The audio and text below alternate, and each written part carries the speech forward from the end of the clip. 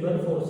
Last lecture मध्ये आपण बघितला होता सेंट्रीपिटल फोर्स. सेंट्रीपिटल फोर्स मध्ये काय बघितलं होतं आपण, जेव्हा कोणताही ऑब्जेक्ट सर्क्युलर मोशन परफॉर्म करतो, जर ऑब्जेक्ट टुवर्ड द सेंटर कडे ओढणारा असेल, the object toward the centre, त्या फोर्सला आपण सेंट्रीपिटल फोर्स म्हणतो. जर ऑब्जेक्ट सेंटर पासून दूर जात असेल, हा सेंटर पासून दूर जातोय, तर आपण सेंट्रीफ्युगल फोर्स म्हणतो. ओके, आता इथे आपण प्रॅक्टिकली परफॉर्म करून बघू. त्याकरता आपण एक ऑब्जेक्ट घेतलेला आहे आणि आपण आता सर्क्युलर मोशन परफॉर्म करणार आहोत.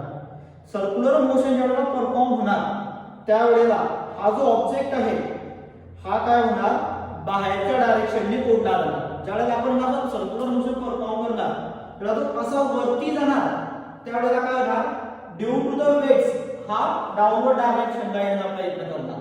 Weight is also force, but जेव्हा आपण सर्क्युलर मोशन परफॉर्म करणार तो मोशन मध्ये असताना हा खाली याला येऊ देणार नाही. काय देणार नाही, तर त्याच्यावरती सेंट्रीफ्युगल फोर्स अप्लाय झाल्यामुळे तो त्या डाउनवर्ड फोर्सला काय करणार, बॅलन्स करणार. मोशन परफॉर्म करू.